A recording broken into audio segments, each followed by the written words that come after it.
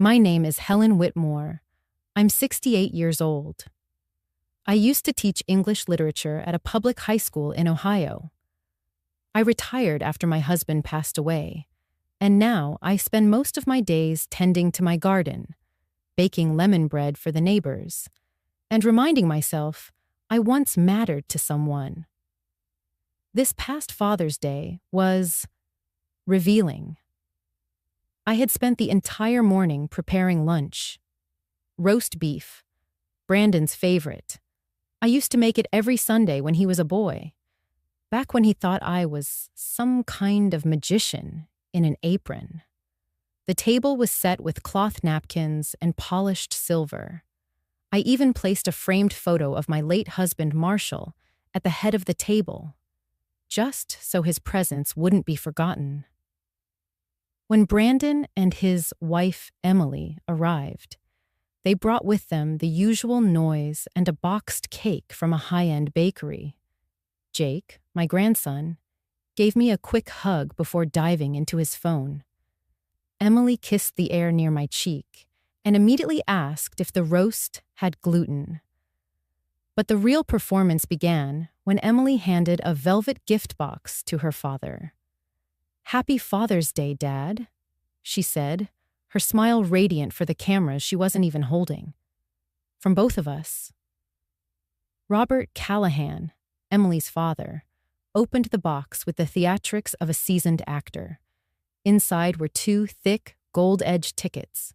2-week Mediterranean cruise, she beamed. First class, balcony suite, spa included. Robert's eyes twinkled as he leaned over to Brandon. "You didn't have to, son." "Oh, but we wanted to," Brandon replied, placing a hand over his heart like he was auditioning for sainthood. "That cruise package cost $13,000. I know, because the charge would later show up on my bank statement." Then Brandon turned to me. He reached into his blazer pocket and pulled out a wrinkled lottery ticket. No envelope, no box, no smile. "Here you go, Mom," he said, tossing it onto the table like it was a grocery receipt. "If you win, half's mine, okay?" The room erupted in laughter. Emily's sharp and theatrical, Robert's deep and approving. Even Jake chuckled behind his phone. I smiled, but only with my mouth. My hands, resting in my lap, clenched so tight I left crescent-shaped marks in my palms. That lottery ticket cost $2. It was bought with my own money. The same kind of money I once used to pay for Brandon's college tuition. The same kind of money I earned working double shifts after Marshall got sick. The same kind of money I tucked into Brandon's school lunches when he was 10, so he could buy an extra carton of milk and not feel ashamed. I picked up the ticket, smoothed its creases against the linen tablecloth, and said softly, "Thank you." Emily leaned toward Robert. "We just thought he deserved something special, you know? He's done so much for us, helped us buy our house, paid for Jake's private school, even covered the down payment on the new SUV." Robert grinned, waving the cruise tickets in the air like they were a trophy. "This is what a real gift looks like. Thoughtful, meaningful, not chance." That stung more than I cared to admit. No one looked at me. No one saw the way my smile faltered, or how I stared at the ticket like it might transform into something more if I wished hard enough. Brandon took a bite of roast beef and said, "Mom, this is good. You still got it." Still got it. Like an old vacuum cleaner that somehow works after years in the garage. They stayed an hour, maybe less. When they left, there were no hugs, no thanks, just empty plates and half a cake no one touched. I stood at the door and waved as their car backed out of my driveway. Robert rolled down his window and shouted, "Don't forget to check the numbers, Helen. Could be your lucky day." I watched them drive away, the sound of their laughter fading into the distance. The lottery ticket still sat in my hand, warm from where I'd held it too long. $2. 13,000. It wasn't the money. It was what the money represented. What I represented. I turned around, walked back into the kitchen, and set the ticket beside my teacup. I looked at the framed photo of Marshall and I whispered, "You wouldn't believe what just happened." That's how it began. My son gave his father-in-law a $13,000 cruise package and handed me a $2 lottery ticket. I won $120 million. And I taught him a lesson he'll never forget. I stayed at the table long after they'd gone. The roast had gone cold. The napkins, still neatly folded, hadn't been touched. The framed picture of Marshall stared back at me from across the table. Same gentle eyes, same kind mouth. Every Father's Day, I used to handcraft something for Marshall. Not because he expected it. He hated fanfare. But I believed in gestures, quiet ones. One year, I stitched a memory quilt from old concert shirts and high school track jerseys. Another year, I made him a leather-bound journal, filled the first 10 pages with letters I wrote during the first years of our marriage. He read them out loud by the fire. He cried on the 7th letter. I pretended not to notice. Marshall didn't like cruises. He said motion sickness robbed him of the ocean's poetry. But he would have sat at this table, eaten every bite of the roast, and left me a single flower from the backyard in return. This year, he got a frame and silence, and I got a joke. The lottery ticket still lay next to my teacup. I hadn't moved it. I hadn't touched my tea.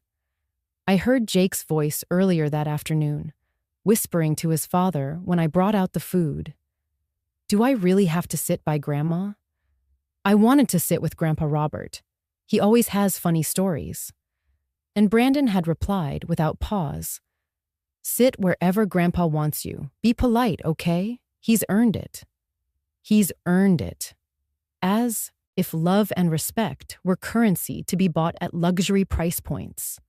As if my years of reading bedtime stories, of bandaging scraped knees, of sitting through winter baseball games in a folding chair meant less than 2 cruise tickets with embossed boarding codes. I stared at the quilt draped over the back of the couch, the one I made for Marshall. The stitching frayed at the corners, but it still held, unlike my son. The doorbell rang just as I was rinsing the dishes. I opened the door to find Joyce, my neighbor, holding a pie.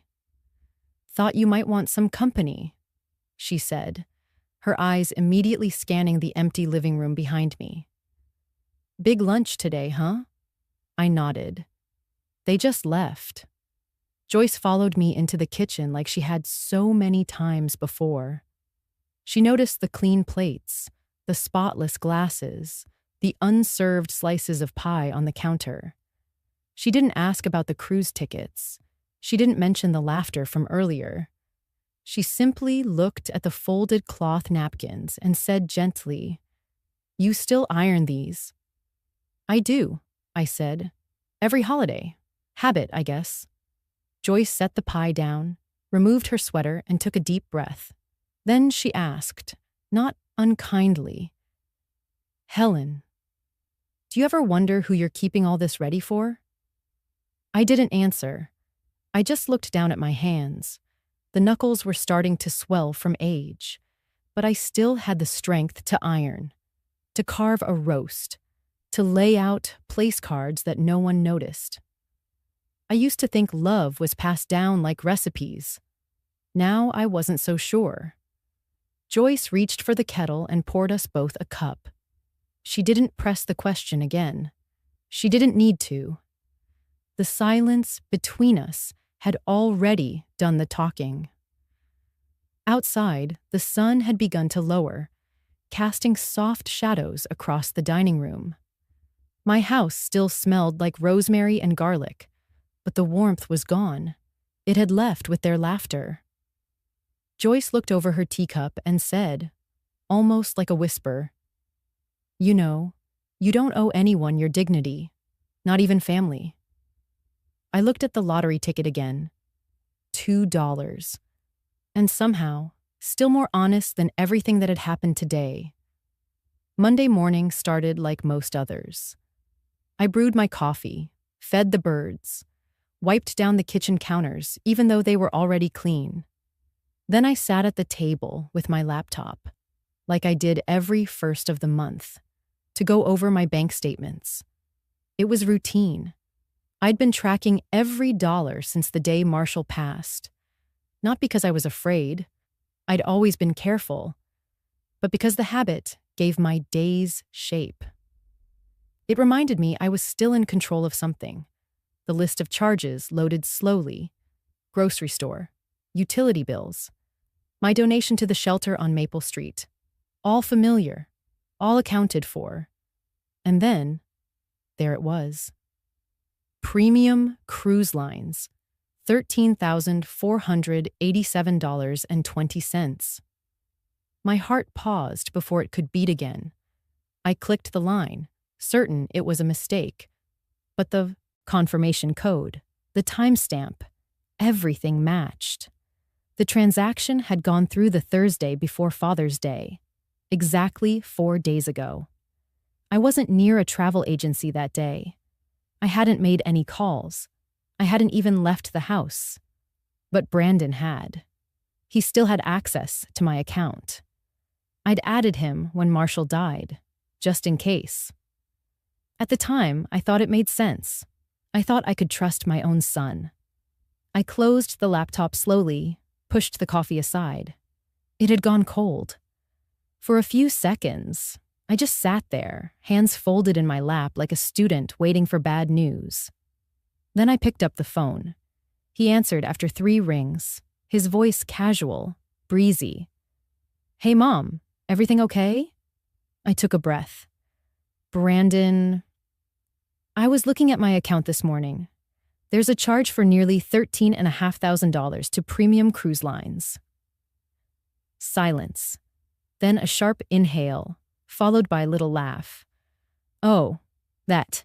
Yeah, I booked that for Robert. Father's Day surprise. You saw how happy he was." I didn't speak. I let the silence stretch until he felt the need to fill it. "Look, I figured I'd use the family account. I mean, it's not like you're going anywhere. You've always said you want to live simply, right?" I finally spoke, my voice even. "You didn't ask me." "Mom, come on. We're family. What's yours is mine. You've always said that." "No, Brandon. I said that when you were 6, not when you were 42. He sighed heavily, like I was being difficult. "It's just money. And Robert, he's been such a help to us, financially. With the house, Jake's school, Emily's car. He's been more of a father to me these past few years than..." He trailed off, but the silence after said more than he meant to. I closed my eyes. "Then your real father ever was?" I finished for him. "No, that's not what I meant. I just mean, he shows up. He provides. He understands." The phone was cold against my ear. My hand didn't shake. Not yet. "You took over $13,000 from my account without asking. Then you used it to buy a luxury cruise for your wife's father and gave me a $2 lottery ticket." "Don't be dramatic, Mom. It was meant to be fun. You could have won big. And anyway, you weren't going to use that money." I stood at the kitchen window, looking out at the garden Marshall and I had planted together. The roses were starting to bloom. "You're right," I said quietly. "I wasn't going to use it." "Exactly. So what's the problem?" "The problem," I said, "is that you didn't see me as worth asking. You didn't think I deserved respect, or a real gift, or even an explanation. He exhaled loudly. Mom, you're being sensitive again. Let's not make a big deal out of this. We'll pay you back when we can. You're not going to, I said simply. And you know that. Silence again. Look, he said finally, voice clipped. I'm busy. Can we talk about this another time? No, I said. I think I've heard everything I needed. So what? You're mad now? You're gonna hold a grudge? No, I replied. I'm going to remember. I let that sit a moment, then added softly, Thank you, Brandon, for showing me exactly where I stand in your life. Then I hung up. I didn't cry. Instead, I poured out the cold coffee, rinsed my cup, and wiped the counter one more time. I wasn't shaking. I was learning. I held the lottery ticket between my fingers for a long time after the call. It wasn't even worth tearing. It was already bent, creased, smudged at one corner from being handled without care. Still, part of me hesitated. Not because I believed it would win. No, not that. But because I didn't want to give them the satisfaction of knowing I treated it like a joke too. But then I remembered Brandon's voice. It's just money. Robert has been more of a father. You weren't going to use it anyway. And I let the ticket slip from my fingers into the kitchen trash bin. It made no sound when it landed, just floated down gently, like a feather pretending it wasn't heavy. I stood there for a moment, staring at the lid still open, the coffee grounds clinging to the inside like regret. Then I closed it, slowly, carefully, and I turned to the kettle. I filled it with cold water from the sink and set it on the stove. My movements were mechanical, rehearsed, almost sacred. The whistle came 5 minutes later.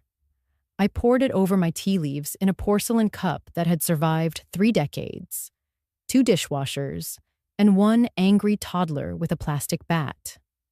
The rim had a tiny chip on the left side, just enough to snag the lip if you weren't paying attention.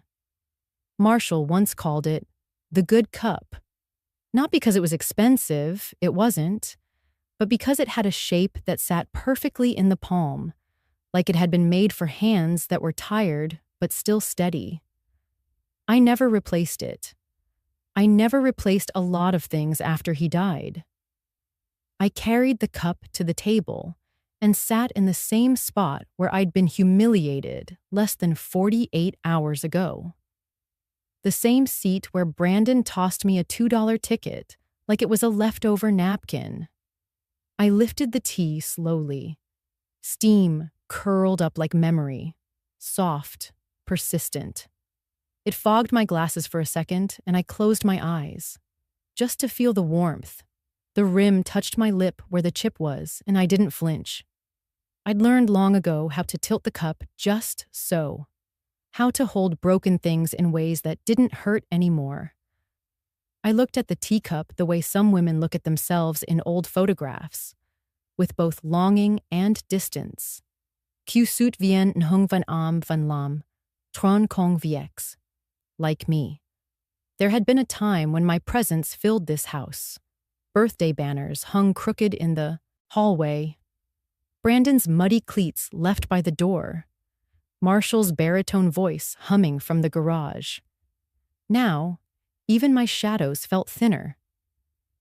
I took another sip. Outside, the roses we'd planted were beginning to lean against the window pane, heavy with bloom. They didn't need applause to grow. They just needed tending, like people, like mothers, like the kind of love that doesn't come with cruise tickets or velvet boxes or posts for social media. The tea was warm, the silence warmer. And for the first time in a long time, I didn't feel like I was waiting for someone to call, to show up, to say sorry. I just sat with myself, with my chipped cup, and let the quiet be enough. The lottery ticket was in the trash. But I was still here. And I was not done. The house was still when the numbers came on. It was nearly midnight. I hadn't meant to stay up so late, but the kettle had whistled again, and I poured one last cup. That chipped porcelain held warmth better than any of the others. The television was still murmuring in the background. A cooking show rerun had lulled me into a daze. But then the voice changed. Brighter, sharper. And now, tonight's winning numbers for the Super Lotto draw. I almost turned it off. Almost. Instead, I sipped my tea. 5, 12, 19, 34, 47, and the Powerball. On Yeti, I didn't react at first. Just sat, like the numbers were someone else's fortune being whispered into a dark room. But something in me stirred, a strange tremor of déjà vu. I blinked. The numbers repeated on screen. Large white digits against a blue background. Powerball, 17. Slowly, I turned my gaze toward the kitchen trash can. It was still where I'd left it. Closed. Undisturbed. I didn't move for a full minute. Then I rose, walked over in silence, and lifted the lid. There it was, curled slightly, wedged between an eggshell and a used tea bag. The lottery ticket. I picked it up carefully, like it was a piece of thin glass. The edges were damp, a little torn. A smudge of jam or grease darkened one corner. I didn't care. I held it under the kitchen light and matched each number one by one. Powerball, 17. I didn't breathe. The room didn't move. The silence was loud, so loud I could hear the refrigerator humming like a nervous child. I walked to the sink and gently ran the ticket under a trickle of warm water, then patted it dry with a clean cloth. I smoothed the paper out on the counter, hands shaking slightly now. The numbers hadn't changed. I had just won $120 million. I sat back down in my chair. The chipped teacup waited, still half full. I wrapped both hands around it to steady myself. And then, nothing. No screaming, no euphoria, just stillness. A strange kind of ache. Not pain, not joy. Something in between. Like my soul had stretched too quickly to hold something it wasn't sure it wanted. I looked at the ticket again, blinking, slowly. I had never dreamed of being rich. I had dreamed of being seen, respected, appreciated. I didn't need this money. I needed someone to say, "Thank you, Mom." To mean it, to look me in the eyes and see everything I gave up without ever being asked. I needed someone to sit across from me at this table and remember who held their feverish hands at night, who stitched Halloween costumes at 2 a.m, who stayed behind while the world moved on. But they hadn't done that. They'd handed me a joke and used my savings to gift another man a vacation I would never be invited on. I looked at the chipped teacup again. If I told them, they'd come running. Brandon, Emily, even Robert. There would be flowers. Apologies. Calls I hadn't received in years. But none of it would be for me. It would be for this, the paper that nearly rotted in the trash. And suddenly, the choice felt clear. Not cruel, not revenge. Just truth. I would not tell them. I would not share this money, because they hadn't shared their gratitude. And I realized, in that moment, something simple and final. They hadn't failed to give me money. They had failed to give me meaning. And now, I had both. The next morning, I woke before dawn. The birds hadn't started yet. The light outside was still that soft, uncertain gray, neither night nor day. But I was sure of one thing. It was time. I placed the now-dried lottery ticket into a small Ziploc bag, the kind I used to pack Brandon's school sandwiches in. Then I tucked that into a padded envelope, already addressed and ready. I had printed out the claim form at 4 a.m., signed it with steady hands. I didn't call anyone. I didn't even tell Joyce, though her porch light was on across the hedge, and she was probably sipping her cinnamon coffee, same as every morning. Instead, I walked alone to the blue mailbox 2 blocks down, ignoring the one right outside my house. That one felt too close, too watched. When the envelope dropped in with a soft metallic echo, something in my chest loosened. I walked back, slower. Back home, I opened my laptop and logged into my bank. There were still fingerprints of Brandon everywhere. His name linked to my shared savings. His automatic alerts set to notify him of large balances or withdrawals. I remembered how touched he'd been when I added him, saying it made him feel trusted. Now I revoked every access, quietly, without drama, no messages, no warning, just like how he made that cruise payment. I clicked Confirm Changes, and the screen blinked once before refreshing. Done. The balance stayed the same. The numbers hadn't changed, but something deeper had. I was no longer his emergency plan. I was my own. Later that afternoon, Joyce stopped by to return my garden shears. She didn't knock. She never did. Just tapped twice on the screen door and let herself into the kitchen like she had since 1983. She saw me at the table, holding my teacup with both hands. "Well, you look different," she said. I raised an eyebrow. "My hair's a mess." "Not that kind of different," she said gently. "Your eyes, they're quieter, stronger." I didn't answer right away. Instead, I sipped. The tea was still warm. "You keeping secrets from me, Whitmore?" I smiled. "Maybe." Joyce didn't press. She never did. That's what made her a good friend. She knew when silence had more to say than words. She looked down at the chipped teacup in my hands.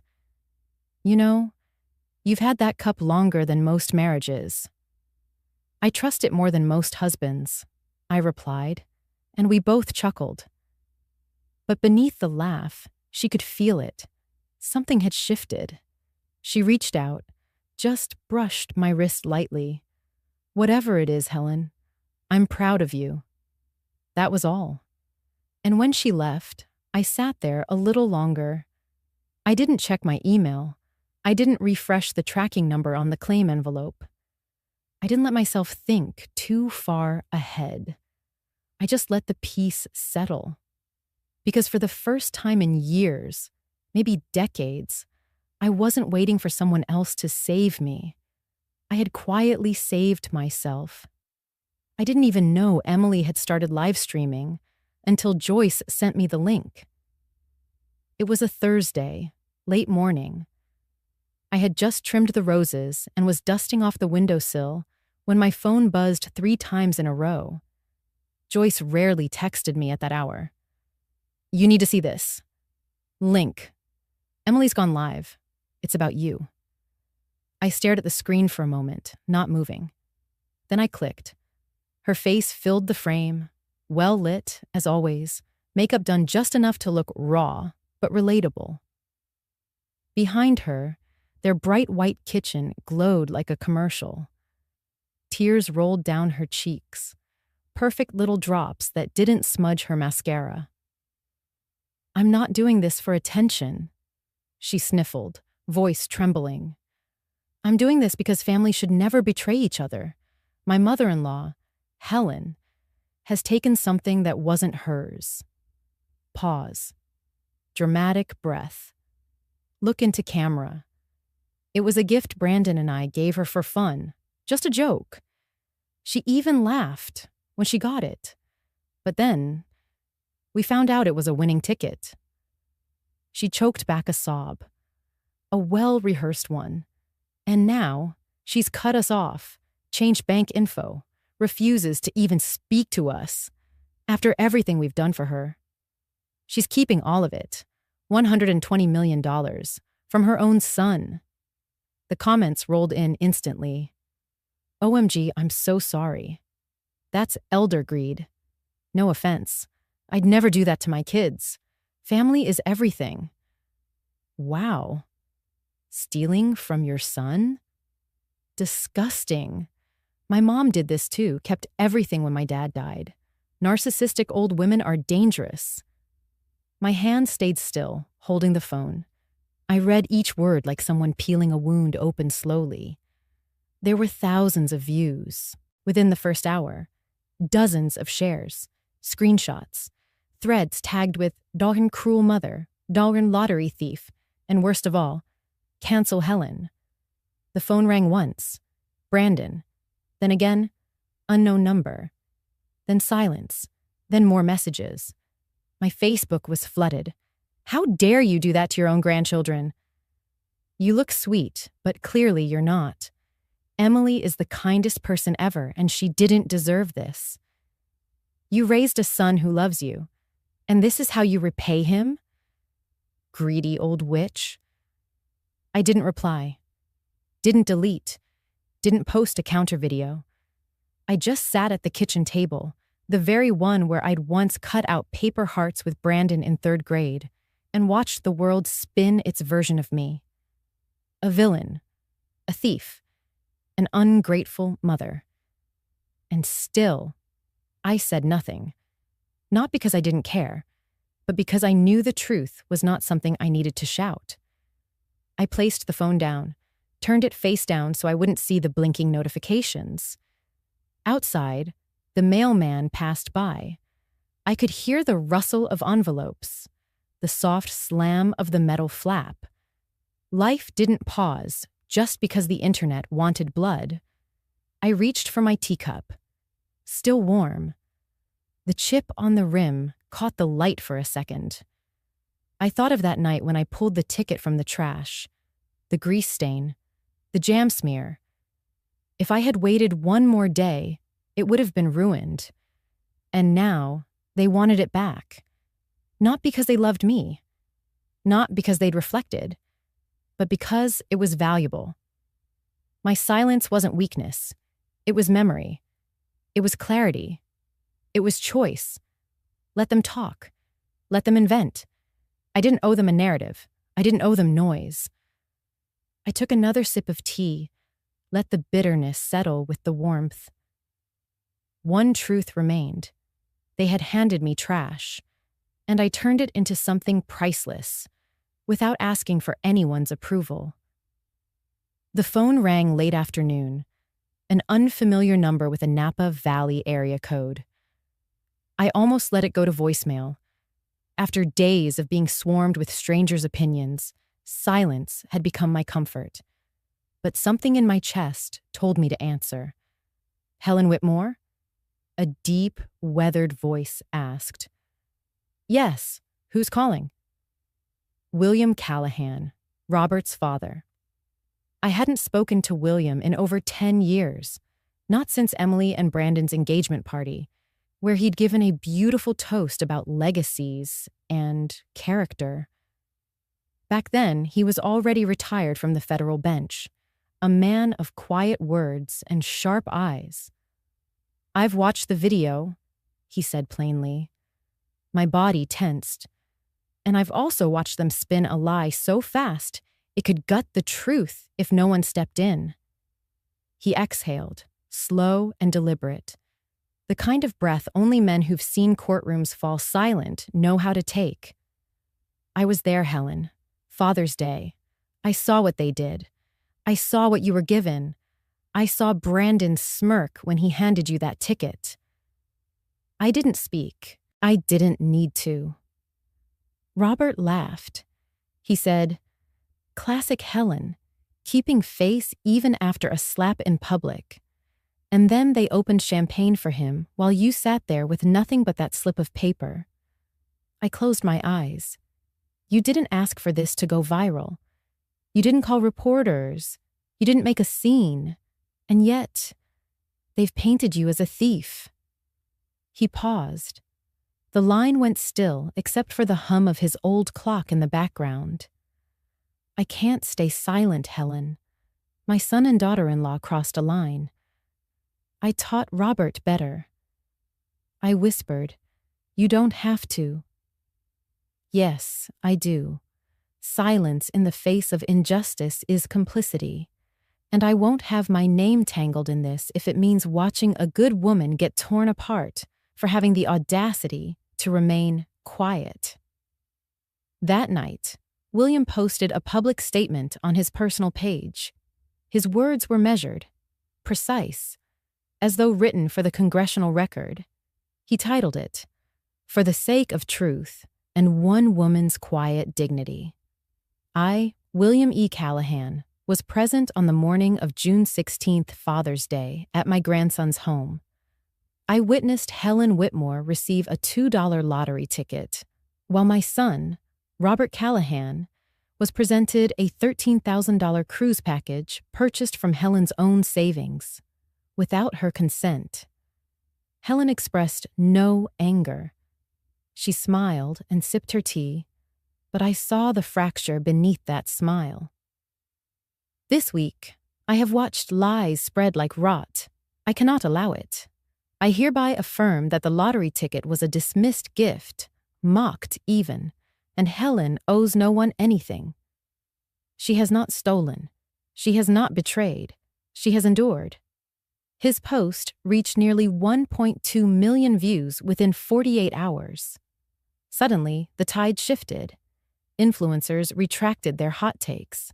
Comments changed tone. Wait, she paid for the cruise? The dad confirmed everything. That poor woman.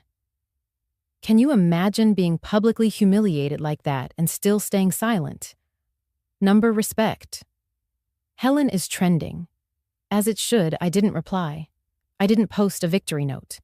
I did what I had always done. Boil the kettle, pour the tea. But this time, the tea tasted different. Not because of what the world now believed, but because someone finally stood up. Not for me, but with me. The envelope had arrived 3 days earlier. Heavy, official, embossed seal. Inside was the formal invitation: California State Lottery Ceremony, grand prize claimant Helen Whitmore, date, time, location, dress code, business formal. I stared at it for a long while, letting my fingertips trace the gold trim. Then I opened my old cedar wardrobe, the one Elliot built for me back when we still danced in the kitchen after dinner. Tucked in the back, behind 2 scarves and a forgotten umbrella, was a dress I hadn't worn in years. Lavender. Soft, but firm in presence. Like me. I ironed it that morning with deliberate care, pressed the pleats, steamed the neckline, pinned a small brooch Elliot once gave me on our 30th anniversary, not for luck, for memory. As I arrived at the venue, camera lights flashed like summer lightning. I walked alone. No entourage, no manager, no dramatic fanfare. Just me. And I stood tall. At the reception table, the staff greeted me with warmth. "Mrs. Whitmore, we're honored. The stage is yours in 15. Inside the grand ballroom, velvet chairs lined rows of polished marble. A podium stood center stage. The room buzzed with media. Cameramen whispered. Reporters prepped their questions. Then, a commotion near the entrance. I turned slowly. Brandon and Emily, striding in, not invited, but certain they belonged. Emily in heels, too high for the steps. Brandon in a suit I paid for when he couldn't afford one after grad school. They moved fast, straight toward me. "Mom," Brandon barked, "we need to talk before this whole thing gets official." "It's a family ticket," Emily added, breathless. "You laughed when we gave it. That makes it shared property." Security approached. "Ma'am, are these guests with you?" I looked at Brandon, at the boy I once rocked through chickenpox, who clung to my finger on his first day of kindergarten. Then I turned to security. "No," I said softly, "they're not." The guards guided them away, politely but firmly. Brandon protested. Emily shrieked something about betrayal. A camera caught it all. I stepped forward toward the stage. The ceremony began. The host announced the amount with grandeur. Congratulations to Mrs. Helen Whitmore, winner of $120 million. Applause, flashbulbs. I took the mic, steadied my breath.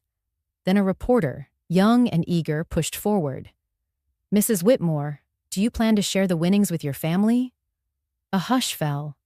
The room waited, some expecting generosity, others scandal.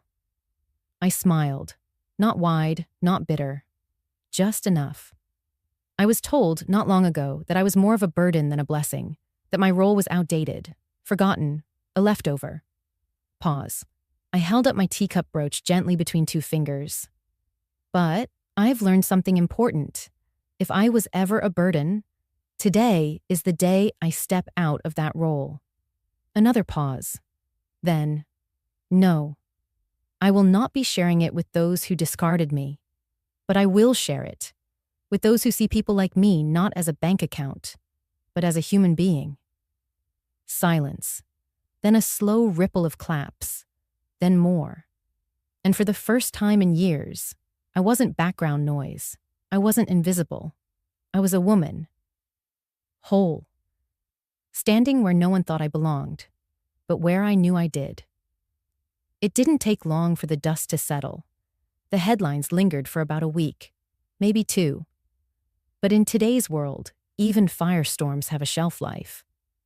The public moved on, but the consequences stayed. Brandon was placed on administrative leave from his firm. It wasn't the money. It was the footage. Him shouting at a lottery event, claiming ownership over something he once mocked. The HR department called it reputational liability. They called it brand risk. I called it truth surfacing. Emily's parenting blog, once filled with glowing posts about gratitude and family values, was flooded with comments. Is this the same woman who tried to steal from her mother-in-law? Unfollowed. Integrity matters.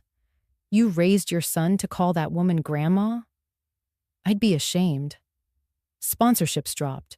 Her podcast went silent. And their home, for sale within a month. I didn't gloat. I didn't watch it unfold with popcorn and smugness. I watered my garden.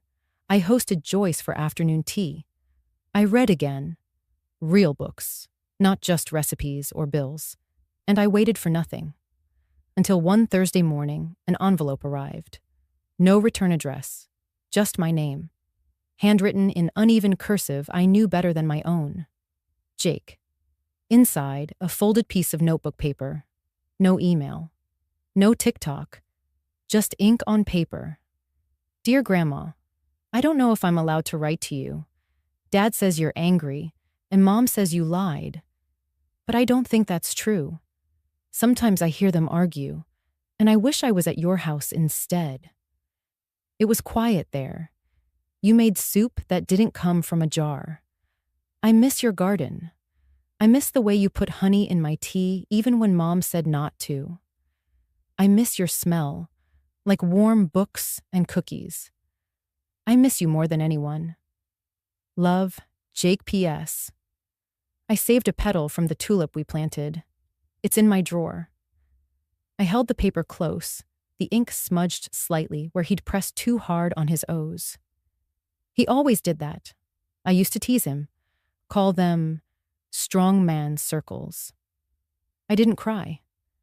Instead, I folded the letter carefully and placed it in the drawer where I kept the good linen. The drawer for sacred things. Then I sat on the porch, warm cup in hand, and whispered into the breeze. You remembered, baby. That's all Grandma ever needed. That was the beginning of something new. Not a reconciliation, not a redemption arc, just a thread. Thin, honest, and gentle. A boy who saw through noise, and a woman who waited, not for apologies, but for the softest kind of truth, the kind that comes in a child's handwriting. It was nearly dusk when I heard the knock. Not the kind of knock that demands, the kind that hesitates, then tries again, softer.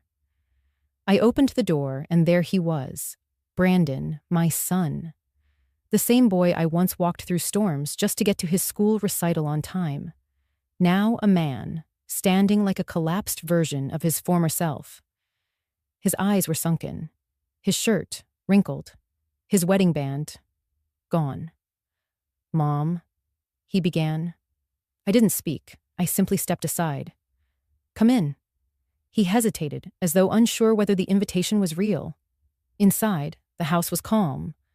The same ceramic teapot whistled gently. The lavender curtains glowed from the sunset filtering through them. I walked to the kitchen, prepared 2 cups, sat across from him at the table. "Sugar?" I asked. He shook his head. We sat in silence for a moment, the tea between us warming our hands, but not the air. Then he spoke. "I need help." I nodded. "I lost my job. Emily moved out last week, took Jake to her mother's." I didn't flinch. "I know I messed up," he added, voice cracking. "I said things I shouldn't have. We both did. But I need to fix things." He looked up, desperate. "I need 1 million, Mom. Just to stabilize. Pay off the credit line, legal fees, a few months' rent." He leaned in. "I know you have it. And I'm your son." There it was. That phrase again, used like a password, like a key to a vault he never built, but expected to access. I placed my cup down gently, looked at him, really looked. This was the same man who once told a Facebook audience that I was greedy, who let his wife twist the truth while he stood beside her. And yet now, he sat at my table, asking, not with rage, but with the same silence I once used to survive his absence. I folded my hands. "Brandon," I said, calm as the tea steam rising between us, "do you remember the Father's Day cruise?" He looked away. "The one you booked for Robert using my account.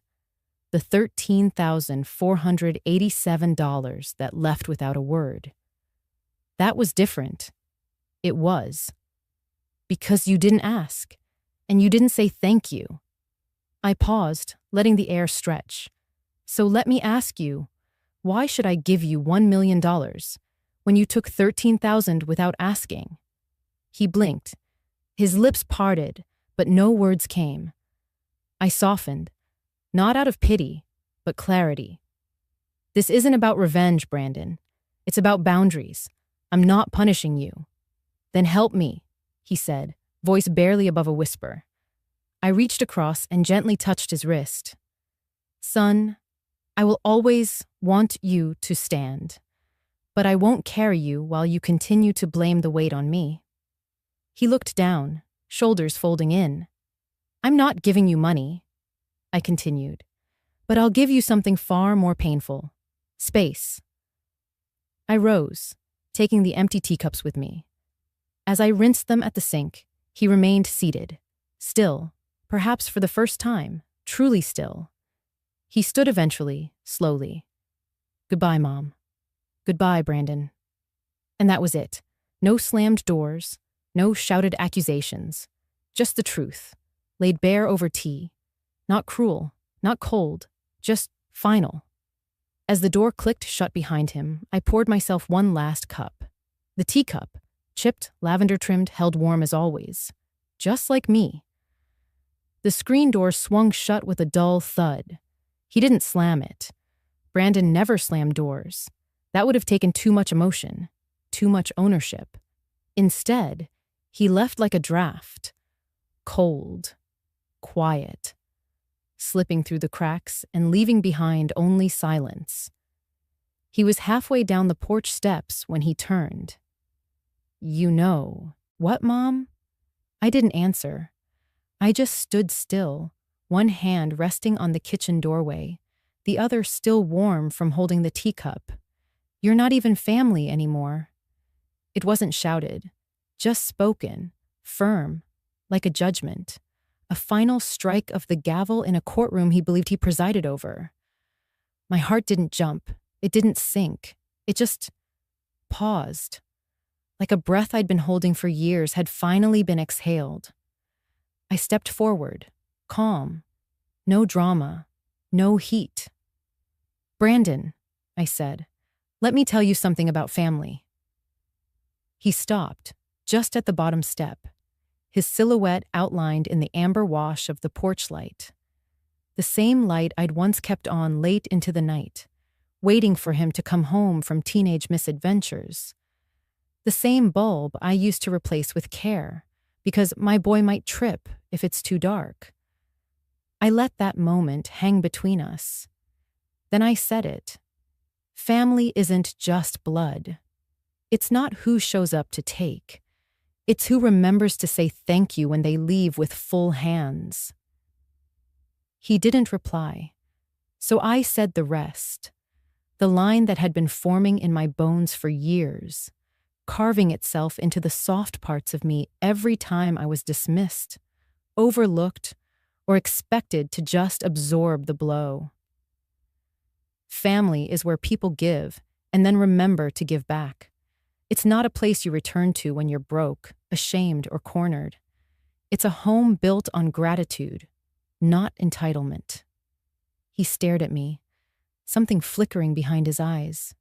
Maybe shame, maybe anger, maybe just the faint realization that I meant it, that I wasn't bending this time. I wasn't waiting by the window. I wasn't baking his favorite bread. I wasn't pulling open my wallet like some mechanical reflex trained by guilt. No one was finally closing a chapter. Brandon turned, stepping into the darkness of the driveway. I watched his figure grow smaller, swallowed by the shadows. Then I shut the door, locked it, not from spite, from peace. I leaned against the frame, breathing slow and even. The tea had gone cold on the table, but my heart had never been warmer. Outside, the wind rustled the azaleas. Inside, I whispered to no one in particular. I may not be your family anymore, but at least now, I am mine. It used to be an old mechanic's shop, chipped red paint, oil stains on the concrete, the kind of place young men once huddled around engines and stories. Now, it was mine. I bought it quietly, in a town 2 counties over, where no one whispered about lottery winners and no child pointed out of a car window to say, "That's the woman from Facebook." The garage still smelled faintly of rubber and rust, but now mingled with lavender polish and fresh pine shelves. On the wall where a calendar of bikini models once hung, I had a local artist paint a mural. Women who raised the world. Foundation, in deep plum lettering, beneath silhouettes of women with aprons, briefcases, baby slings, and books, no fanfare, no press release, just a soft open. 3 refurbished desks lined the side, one filled with pamphlets about financial literacy for older women, one stacked with books on rebuilding after divorce or loss, and the last, my favorite, had a teacup on it. The chipped one. I'd cleaned it gently and placed a tiny succulent inside. A symbol, not decoration. A reminder. I wasn't broken. I was planted. The bell above the garage door chimed, and I turned just in time to see a familiar figure duck inside. "Well, well," Joyce grinned, holding a covered dish in her arms. "So this is where you ran off to." I smiled, really smiled. She walked around, eyes wide, pausing to run her fingers over the workbench. Then she read the sign out loud, softly. "Women who raised the world." She looked at me, her voice gentled. "You found yourself again, huh?" I didn't answer right away. Instead, I took the dish from her hands, warm peach cobbler. and placed it on the small side table I'd turned into a tea station. Then I poured 2 cups. Same ritual, different season. As we sat, the sunlight filtered through the high windows, casting soft gold across the wooden floors. No words needed, just steam rising, peach scent filling the air, and the slow silence of a new beginning. But after a while, I looked at her and said, "I didn't just find myself." "Oh?" I remembered I'd been here all along. Just quiet, waiting for someone to tell me I mattered. Joyce nodded, eyes misty. She reached for my hand and squeezed. "And now you're telling others." "Exactly." A young woman walked in, maybe late 30s, nervous smile, asking about the flyer she saw at the library. Joyce stood and gave me a look. "I'll leave you to your work, founder." She winked. After she left, I sat with the young woman, explained our mission, a safe space for women rebuilding after being overlooked, erased, replaced. We'd hold workshops, support groups, quiet Sunday teas. No preaching, just presence. Before she left, she looked at the mural and whispered, "I didn't think anyone saw women like that." I smiled. We do now. That night, I closed the garage doors slowly, let the silence settle. I made one last cup of tea, placed it beside the succulent. Then I flipped sign to closed and whispered to myself, "Finally. Open." It hung just above eye level, beside the window where the morning sun slanted in soft and warm. A small, simple frame. No gold, no glitter. Just aged wood, worn at the corners, like the hands that had once held what sat behind the glass. The lottery ticket. Crinkled. Coffee-stained. The numbers faded slightly from where my thumb had pressed too long in disbelief. A tear had smudged the corner ink, not from sorrow, but from that moment when shock and clarity collided inside me. Next to it sat the teacup. Yes, that teacup.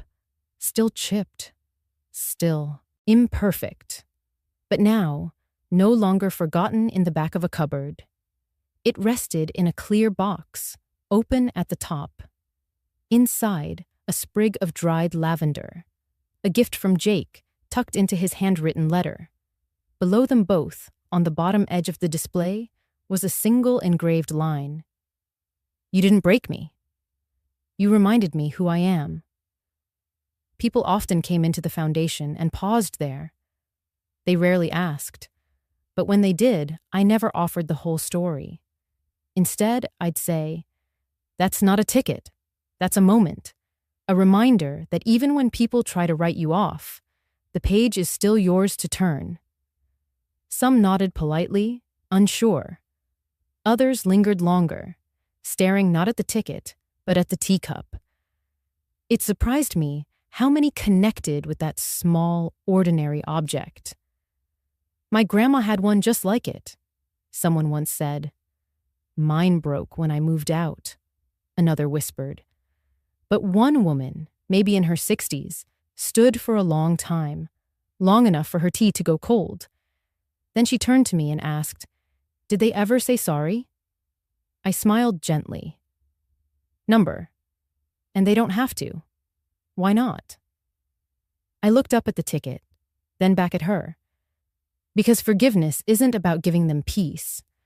It's about giving yourself freedom.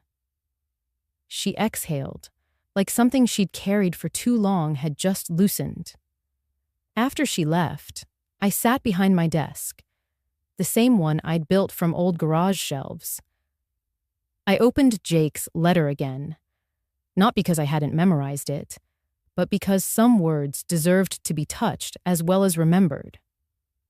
In the quiet of that afternoon, the hum of life outside faded behind the thick windows. The scent of peach cobbler still lingered from yesterday's visit with Joyce. The tea was warm. And I was whole. Not because of money, not because of justice finally leaning in my favor. but because I had learned the most powerful truth of all. They didn't need to love me again. They didn't need to regret what they'd done, because I finally loved myself enough to walk forward without their permission. I closed Jake's letter gently and tucked it into the drawer beneath the framed ticket. Outside, someone opened the foundation door. "Hello?" a voice called. "Is this where strong women gather?" I smiled. "Yes," I said. "You're right on time. My name is Helen Whitmore. I'm 68 years old. And for most of my life I thought being a mother meant giving until I disappeared. Until one day a $2 lottery ticket, meant as a joke, helped me remember who I was. If you're listening to this, if you've ever been made to feel like your only worth was your bank account, your casserole, your silence, if your own children looked at you like a wallet that never runs dry, or a housekeeper who doesn't age, then let me tell you something I wish someone had told me sooner. You are allowed to walk away. You are allowed to stop pouring yourself into people who only offer empty cups in return. You are allowed to say, no. This time, I'm keeping what's mine, my peace, my voice, my dignity. I'm not angry anymore, not at Brandon, not even at Emily, because anger only anchors us to people who've already let go. And I've let go too, of needing to be needed, of measuring love in dollars, of confusing sacrifice with self-erasure. What I've kept is far more valuable. A teacup, a framed ticket, a letter from my grandson, Jake, a garage-turned sanctuary, and my name, said with pride. Voiceover pause. Nhach nen nhe nhang bat jiao. If you've ever been cast aside, overlooked, erased in your own family's story, know this: there is still a story left to write, and the pen is in your hand now. So, I'll leave you with a question. If it were you, would you have shared the winnings, or would you have chosen to protect your worth? Drop your answer in the comments. Let this space, this channel, be where our stories meet, where they don't get deleted, don't get drowned out. Let's build a community where no mother, no woman, no elder ever feels disposable again. You've listened to mine. Now I'd love to hear yours.